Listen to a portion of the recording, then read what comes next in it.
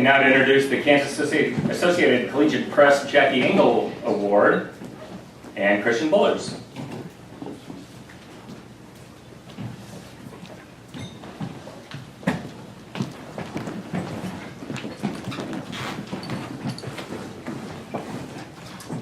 Thank you. My name is Christiansen-Bullers, and I'm the Student Media Coordinator for Johnson County Community College. I've been lucky to know this year's recipient for more than a decade now, and I'm proud to present her with the award on behalf of the Kansas Associated Collegiate Press. Amy Morgan has been the journalism teacher at Shawnee Mission West High School since 1998, advising the Saga Yearbook and Ethic News Magazine. She recently added the responsibility of a new website as well. Her resume goes on forever. So long you would expect her to be near the age of retirement. But she's packed a lot into a few years. JEA Master Educator, KSPA Representative, JEMKC President, Vice President, Secretary Treasurer. Her publications have received multiple distinctions, including Pacemaker Finalist, All-American Rating, and All-Kansas titles. In fact, her resume was so long and her dozen reference letters were so glowing, it was hard to decide what to focus on. And so, like all good writers, I stole an idea from someone else. Then I made it my own. So my apologies to Howard Johnson, who in 1914 wrote the song M-O-T-H-E-R, a word that means the world to me. Perhaps you guys have heard that song. He wrote the song that spelled out his mother's best qualities. And considering that tomorrow is Mother's Day, it's probably worth looking at the lyrics and maybe running to YouTube and checking out the many people that have sung that song to their mother. And while Johnson said M is for the many things she's done for me, O means I owe her all I own, I'd like to borrow that idea and change it up a little bit for this year's Jackie Engel Award winner. M is for the motivation she gives her students. Mother Andrea Hayduck explained how both her children loved Mrs. Morgan. She wrote, "The students always wanted to do the best for her and never wanted to disappoint because she not only expected it, but she wanted it to do it for themselves." O is for organizations that she has led. In addition to leading her efforts in KSPA, she has held leadership positions in Journalism Educators of Metro Kansas City, and as nominator Kathy Habiger pointed out in her letter, perhaps her biggest contribution to scholastic journalism via JEMKC came last fall, when she served as co-local chairperson of the JEA NSPA National High School Convention held in Kansas City, November 11th to the 14th. Being a local chair takes hundreds and hundreds of hours of work over a year's time, all while having to juggle regular teaching and advising duties. And Amy handled it all with her usual humble grace and amazing sense of humor. R is for the rules she institutes. Fellow language arts teacher Minnie Rainin sees evidence when she has helped on work nights. I have consistently observed students who know exactly what to do, and they do it.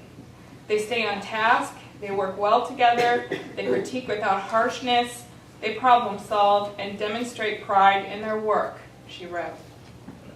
G is for the generosity she shows with her time and her talents.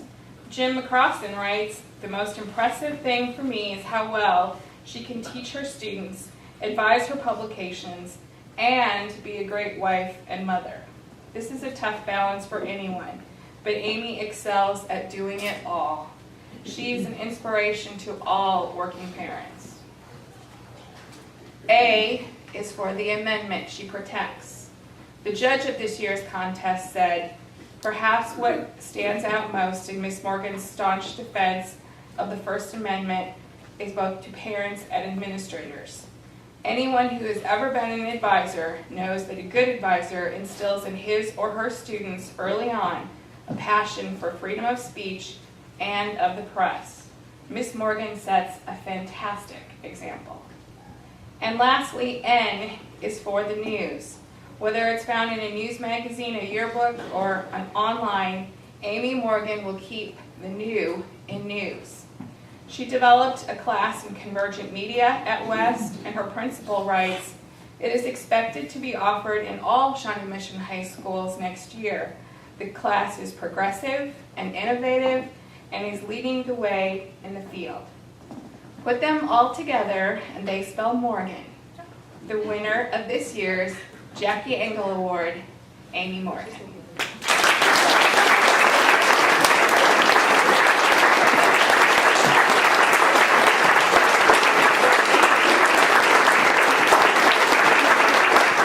Thank you, Anne and KSPA. This is an incredible honor. Jim, I have to point out, like Travis, I don't see a problem with this podium at all. Will the previous Jackie Engel Award winners in the room please stand? It's an honor to be in your company. I want to start by introducing the rather large entourage I brought with me today. First of all, my husband Mike and Austin, who's back there.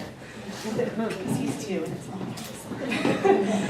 someone very wise told me that what you do during the day is really important, but who you are to the people you come home to is what really matters. Sorry, I wasn't going to do this. And I'm always proud to come home to you. My parents, Karen and Eric Peters, are here today just like they have always been my entire life at every event, large or small. They have set an excellent example for me. My brother and sister-in-law, Nicole and Kirk Peters, and my niece and nephew, Addie and Nathan, who are so loving and supportive. Associate Principal Keith Burgett is here today on behalf of our administrative team, and they are so supportive and patient, me and my students. It was a long-standing tradition at Shawnee Mission North for the underclassmen on newspaper staff to make predictions for each senior and present them at the banquet. In 1992, Charlotta Camp stood in front of the mission staff and predicted that I would become a journalism teacher. Everyone in the audience nodded in agreement. I thought they were all ridiculous. I had important things to do, and it did not include teaching or advising. I was going to jet setting around the world in charge of something big, important magazine or something like that. It's funny how things turn out. It wasn't too long after Charlotta's prediction that I came home and anxiously announced my plan to change my major to education and become a journalism teacher. I was waiting for some sort of dramatic reaction from my parents, and instead they just looked relieved that I had finally come to my senses. It seems that I was the only one surprised by this decision. I couldn't quite put a finger on the reason, but I knew it seemed like the right choice. I was surprised again a few years into my career when I thought I would check and see what other opportunities existed outside of education. I went so far as to go on an interview for a public relations job, and on the surface it looked great, but I couldn't do it. And then it hit me. I love school. I know that makes me a nerd, but it's true. If I accepted this job in PR, I'd sit in a cubicle every day. These people don't go to Friday morning pep assemblies or homecoming parades or prom, and they don't get to dress up for Spirit Week. And that's the good stuff. In hindsight, this should not have been a surprise to me. From preschool to college and graduate school, I have been blessed to have talented and passionate teachers myself. The first novel I ever taught, The Lords of Discipline by Pat Conroy, contains just about every taboo topic a fresh-faced student teacher would never want to discuss in a classroom full of seniors. But it also contains a passage that has helped shape my idea of what it means to be a teacher, so I'm going to share it with you today. I developed the great teacher theory late in my freshman year. It was a cornerstone of the theory that great teachers had great personalities and that the greatest teachers had outrageous personalities. I did not like decorum or rectitude in the classroom. I preferred a highly oxygenated atmosphere, a climate of intemperance, rhetoric, and feverish melodrama. And I wanted my teachers to make me smart. A great teacher is my adversary, my conqueror, commissioned to chastise me. He leaves me tame and grateful for the new language he has purloined from other kings whose granaries are filled and whose libraries are famous. He tells me that teaching is the art of theft, of knowing what to steal and from whom. Bad teachers do not touch me, and the great ones never leave me. They ride with me during all my days, and I pass on to others what they have imparted to me. I exchange their handy gifts with strangers on trains, and I pretend that the gifts are mine. I steal from the great teachers, and the truly wonderful thing about them is that they would applaud my theft, laugh at the thought of it, realizing that they had taught me their larcenous skill well. The great teachers that I have had are still with me, and I use their gifts every day. They taught me their larcenous skills well. My second grade teacher, Mrs. Shipley's gift was her love of reading. She read Charlotte's Web out loud to us, and I was hooked. The only problem was she did not read nearly fast enough for me. So my dad took me to the library so I could check out the book and find out what happened to Wilbur more quickly. And Frank Robertson, my senior English teacher, was so enthusiastic it was contagious. That man could get more excited about British literature than I knew was humanly possible. I can still hear him banging on the table while we read Waiting for Godot out loud, and to this day, I still award myself serendipity points. There's some people in the room that know what those are. From Norm Dawson, I learned that if you have high expectations, students will meet them. How else can you explain a man who kept a room full of ninth graders in their seats paying rapt attention to his lectures on world geography? In his class, we made a timeline of the Russian Revolution. He kept the timelines to prevent plagiarism, no doubt, but the rumor among students was that he kept them in a refrigerator in his basement. Of course, I know logically that he recycled them or threw them away the minute we walked out the door, but I do like to picture Mr. Dawson, long since retired, kicked back in his recliner chair, beverage in hand, reading a slightly chilled timeline from time to time. From Margaret McClatchy and Maureen Davis, I learned that hard work leads to great things. The two of them managed to motivate high school students to create high-caliber theater productions. Mrs. McClatchy was famous for saying, "There's no such thing as high school theater. There is good theater and there is bad theater." And then she would issue the challenge, "Which are you going to do?" From Penny Sneed, I learned about passion. She was my high school band teacher, a job which requires passion and nerves of steel. I also developed great reflexes. Mrs. Sneed was sometimes so passionate that it boiled over and she threw things. Pencils, sheet music, clarinet cases, music stands. I played the flute and sat in the front row, so we learned to duck early on. Nancy Hall's gift was one of journalism. I took her Journalism 1 class as a sophomore, and it was love at first sight.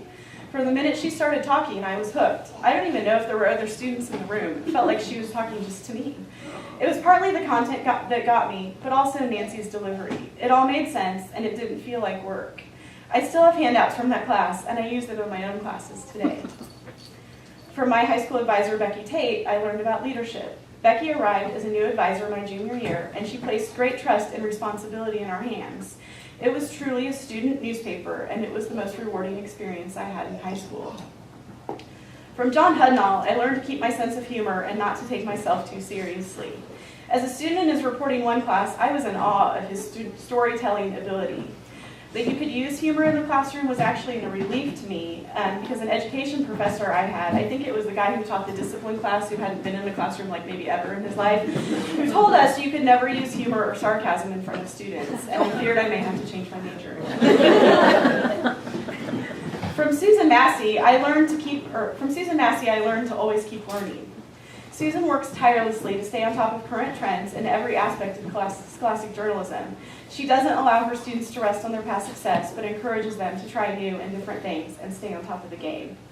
And I'm fairly certain that she used that Conroy quote in the speech that she gave at one point, but I gave it to her, so I'm stealing it back. From Jim McCrossan, I learned that doing the right thing is not always easy, but it's worth it in the end. You lead by example, and your students are better people for having known you. It truly is about the process and not about the product. From Michael Dunlap, I learned that it's the little things that really are the big things. At his memorial service, countless students stood up and talked about the lessons he taught them. Not a single one said that Michael taught them to write a concise lead or create a balanced design. He did all of those things, but he also taught them about life and cared about them as individuals. I think it was on the Facebook page created in his honor that a student wrote about Michael greeting him in the hallway. The student said that even though Mr. Dunlap had never had him in class, he still greeted him and called him by name whenever he saw him. At my school, we're required to stand in the hallway between classes, and I used to be a little bit annoyed by this because really, we get 6 minutes a day and now I gotta stand out in the hallway. But it's grown to be one of my favorite times of the day this year because as I interact with kids, it makes me feel closer to Michael. It's an honor to share this day with him, although I desperately wish he were here with us. Kathy, I honestly don't know what I've stolen from you because I don't know what's yours and mine anymore. Your passion for what you do is incredible and your enthusiasm is contagious. I am forever grateful for all the time we spent trapped in the Anaheim airport all those years ago because it laid the foundation for a lifelong friendship. And you are a role model for me as a teacher and as a mom. There are so many other people that I could name. Bill and Marcia Hankins, Kristen Baker, Jill Chittum, Lori Wilkin, Ken Green, Linda Barber, Julie Fale, Cheryl Nelson, Tom Gata, Mary Wallace, Linda Putney, Jeff Brown, Jan Watt, Kathy Craighead, Nancy Hastings, John Kelly, my colleagues and friends at West. I have stolen gifts from all of you, and I'm so grateful for it. You've taught me your larcenous skill well. It's also important to remember that the kids in your classroom are stealing from you, and you never really know what they're taking. They may steal things that surprise you. I recently heard from a former newspaper editor. She is working for Budget Travel Magazine in New York, and she interviewed author and TV host Anthony Bourdain. Apparently she has that big important job I was going to have. I'm a huge fan of Bourdain, so I emailed her to let her know how impressed I was. She replied, filling me in on the Bourdain scoop, that he's really nicer and calmer than she thought he'd be. But she also said this: I can't believe it was nearly 10 years ago that I was a student of yours. Your class was always my favorite. Seriously, I got so much leadership experience in EPIC, situations and knowledge I still lean on in my work now. Oftentimes, when I am down, I'll think about the amazing recommendation letter you wrote me, and you told that story of when I got on the phone to start calling sources. Even as I move into different facets of the media world, I try never to lose that willingness, that hunger for the best information I can get and share. It was almost overwhelming to me. One line from a letter I wrote 10 years ago has helped guide her career. I had no idea. And it was a good reminder for me to use that power wisely. I've been so fortunate in my career to have really great students that are enthusiastic and supportive, and they do pretty much whatever I ask them most of the time. There's another quote that I thought about using. This one is from Me Talk Pretty One Day by David Sedaris. In the short story, The Learning Curve, Sedaris is teaching a writer's workshop course at a local college when his qualifications are challenged by his students. Who am I asked. I am the only one that's paid to be in this room. This was nothing I'd necessarily want to embroider on a pillow, but still, once the answer left my mouth, I embraced it as a perfectly acceptable teaching philosophy. I know that none of you are the one that's content to be the one that is paid to be in the room, or you wouldn't be here today. Thank you for letting me steal from all of you all of these years. And if you happen to run into Charlotta Camp ever, you can tell her that her prediction was right. Thank you.